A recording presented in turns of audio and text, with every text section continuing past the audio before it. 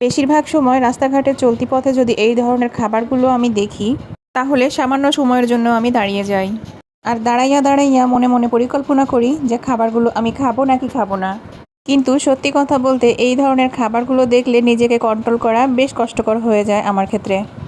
আজ আমি আমার একটা ব্যক্তিগত কাজের জন্য বাসার বাইরে গিয়েছিলাম, আর যেখানে আমার কাজটা ছিল সেখানে যেতে যেতে দেখি যে এই ভাইয়াটা ভেলপুরি বিক্রি করছে। তো তার কাছে যখন দাম দর জিজ্ঞাসা করলাম যে ভাই সাহেব ভেলপুরির দাম দর কেমন কি, তখন বলে 8 পিস 10 টাকা। তো আমি বললাম কেন 10 পিস 10 টাকা অন্য জায়গাতে? তখন উনি বলেন যে না আপু, আমি 8 পিস 10 টাকায় বিক্রি করি। তো আমার যেহেতু খেতে মন চাচ্ছিল আর আশেপাশেও কোথাও কোনো কিছু খাওয়ার তেমন একটা পাচ্ছিলাম না, তো টকাশ করে অর্ডার দিয়ে দিলাম যে ভাই আমাকে 1 প্লেট দেন।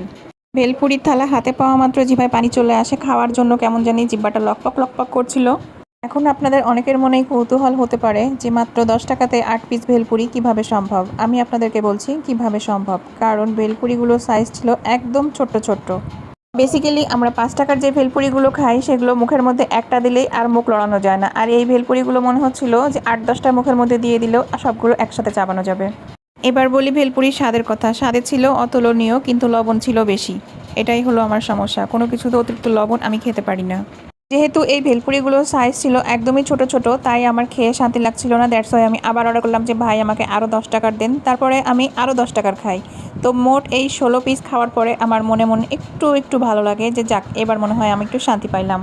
আর একটা সত্যি কথা বলি, খাওয়ার সময় যদি কেউ হাঁ করে তাকিয়ে থাকে তাহলে মেজাজটা আমার আরও বেশি খারাপ হয়ে যায়। আজকে যখন আমি এখানে খাচ্ছিলাম, আমার সামনে দুজন আবুল ভাইয়া ছিল। অনেকক্ষণ থেকে আবুল ভাইয়ারা তাকিয়ে তাকিয়ে দেখছিল। মনে মনে ভাবলাম এই বুঝি বাসায় গিয়ে আমার পেটটা খারাপ হবে।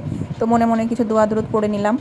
তো ফ্রেন্ডস, আপনাদের কাছে ভেলপুরি খেতে কেমন লাগে অবশ্যই জানাবেন। সবাই ভালো থাকবেন। আল্লাহ হাফেজ।